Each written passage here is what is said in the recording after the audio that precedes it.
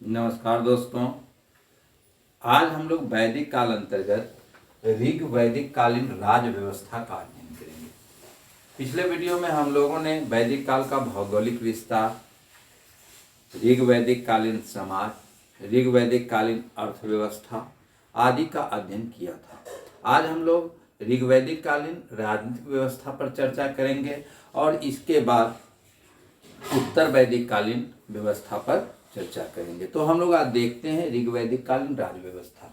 ऋग वैदिक कालीन राज व्यवस्था का प्रारंभिक स्तर पर कुटुंब या संयुक्त परिवार होता था, यानी कि परिवार सबसे निचले स्तर पर था और उसके प्रधान को कुलप कहा जाता था। इसको याद रखेंगे। ऋग वैदिक काल में प्रारंभिक स्तर पर परिवार था। परिवार जो है सुसंयुक्त परिवार होता था और इसके प्रधान को कुलप कहा जाता था। कुटुंब या परिवार से, संयुक्त परिवार से ग्राम का निर्माण होता था। यह ग्राम गांव के अर्थ में नहीं था। यह जो था सो कई परिवारों का समूह होता था और इसके प्रधान को ग्रामनी कहा जाता था। यानी कि कुटुंब से मिलके, कई संयुक्त परिवार से मिलके ग्राम का निर्माण होता था। ग्राम जो है सो अभी के अर्थ में जो गांव है वह गांव नहीं होता था। ग्राम के प्रधान को जो है सो ग्रामनी कहा जाता था। ग्राम से मिलके विश्व का निर्माण होता था, जो कई ग्रामों का समूह होता था। विश्व के प्रधान को विस्पति कहा जाता था। यानी कि कई ग्राम से मिलके विश्व के प्रधान को विस्पति कहा जाता था। और कई विश्व के मिलने से जन का निर्माण होता था। जन कबीला था, यानी कि कुछ विषयों का समूह था। कबीला के प्रधान को गोप कहा जाता था। गोप जो है सो ऋग वैदिक कालीन शासक होता था। यानी कि आप समझ चुके होंगे, कुटुंब निचले स्तर पर, कई कुटुंब मिलके ग्राम का निर्माण होता था, कई ग्राम मिलके विश्व का और कई विश्व मिलके जन का निर्माण होता था और जन के प्रधान को गोप कहते थे। अब गोप जो होता था ऋग वैदिक कालीन शासक होता था। यह कोई पद नहीं था, यह व्यक्तियों के समूहों द्वारा इनका चुनाव किया जाता था। यह केवल युद्धकालीन नेतृत्व करता था, यानी कि युद्ध आर्य और अनार्यों में बराबर संघर्ष होते रहता था और उस संघर्ष में यानी कि वह कबीला का प्रधान के रूप में, नेतृत्व कर्ता के रूप में था। यह केवल शारीरिक और सैनिक क्षमता के आधार पर चुना जाता था। गोप एक निर्वाचित पद था, यानी कि गोप का चुनाव जो है सो किया जाता था। गोप का निर्वाचन समिति नामक एक संस्था करती थी, जिसमें वालिक सदस्य हुआ करते थे। यानी कि गोप का चुनाव निर्वाचित संस्था होने के कारण, यानी कि गोप एक निर्वाचित पद था। निर्वाचित पद होने के कारण इसका चुनाव समिति नामक संस्था के द्वारा किया जाता था और उस समिति के जो सदस्य होते थे वह सभी बालिक सदस्य हुआ करते थे। तो उस समय जो है सो राजतंत्रीय व्यवस्था नहीं आया था, यानी कि ऋग वैदिक काल में गोप जो है सो चुनाव के द्वारा, यानी कि यह निर्वाचित पद था, गोप का चुनाव किया जाता था। अब गोप के सहायक होते थे, अभी के मंत्री परिषद की तरह समझ सकते हैं। तो गोप के सहायक होते थे विस्पति। विस्पति जो होता था वह विश्व का प्रधान होता था। उसके बाद ग्रामनी, ग्रामनी जो है सो ग्राम का प्रधान होता था। उसके बाद ब्राजपति, ब्राजपति जो है सो यह पशुओं का संरक्षण करता था, यानी कि पशुओं की देखरेख करता था। पशु विभाग का यह समझ सकते हैं जो प्रधान होता था, उसको हम लोग ब्राजपति कहते हैं। क्योंकि ऋग वैदिक समाज में पशुओं की बहुत ही महत्ता थी, यानी कि उनके आर्थिक क्रियाकलाप का मुख्य आधार जो था सो पशुधन ही था। और उस पशुधन की देखरेख का जो विभाग देखता था, जो व्यक्ति देखता था, उसको ब्राजपति कहते थे। यानी कि ब्राजपति पशुओं का संरक्षण करता था। अब है सेनानी। यह युद्ध के दौरान कुटुंबों और वृद्धजनों की रक्षा करता था और पशुधन की रक्षा करता था और गोप का यह सहायक होता था। यानी कि सेनानी जो था वह युद्ध में भाग लेता था। वह कुटुंब हुआ संयुक्त परिवार, उसके प्रधान और बच्चों और पशुधन की रक्षा करता था। अब है पुरोहित।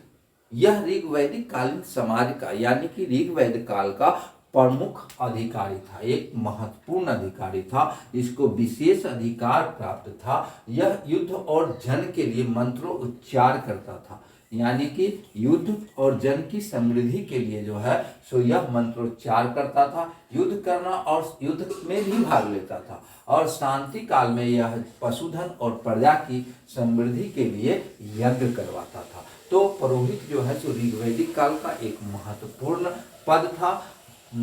युद्ध और जन के लिए यह मंत्रोच्चार करता था और शांति काल में पशुधन और प्रजा की समृद्धि के लिए जो है सो यज्ञ करता था। तो पुरोहित ऋग्वैदिक काल का एक महत्वपूर्ण पद था। अब है उग्र।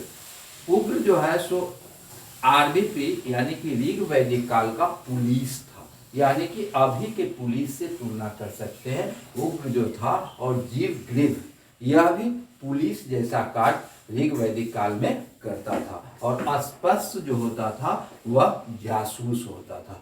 तो ये कुछ पद हैं, इस पद से पूछ देता है क्वेश्चन, जो वाजपति किसे कहते थे, अस्पष्ट किसे कहते थे। तो आप इसको याद रखेंगे। वाजपति जो है सो पशुओं का संरक्षण करता था, पशु विभाग देखता था। उग्र और जीवग्रीव अभी भी पुलिस यानी कि अभी के पुलिस जैसा पद था और अस्पष्ट जासूस हुआ करते थे। अब हम ऋग्वैदिक कालीन कुछ संस्था, राजनीतिक संस्था को देखेंगे। सबसे प्रथम विदथ को देखते हैं। विदथ यह जो है सो आर्यों की प्राचीनतम संस्था थी। सबसे पहली संस्था जो थी वह विदथ ही थी। इसमें स्त्री और पुरुष दोनों भाग लेते थे। इसमें स्त्री और पुरुष दोनों भाग लेते थे, यानी कि विदथ में दोनों को भाग लेने की अनुमति थी। विदथ को जननी संस्था कहा जाता है, यानी कि विदथ से ही आगे जाके सभा और समिति का जन्म हुआ, यानी कि विदथ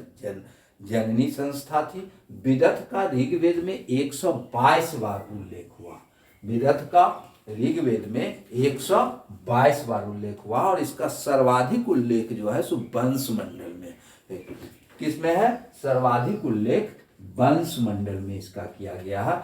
विदथ का मुख्य कार्य था वितरण करना, यानी कि लूट में जो सामान आता था, यानी कि लड़ाई के दौरान वो लोग जो सामान इकट्ठा करते थे वह जो है सो सभी लोगों में विदथ का काम वितरण करना था।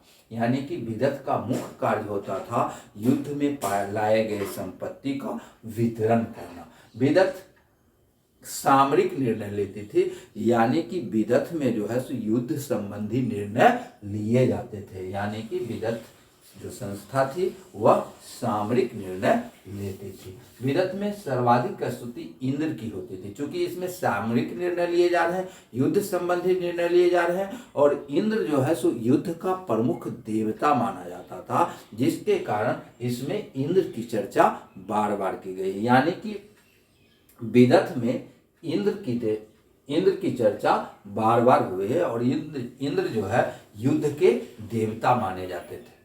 अब है अथर्ववेद में सभा और समिति को प्रजापति की दुहित्रियां कहा गया।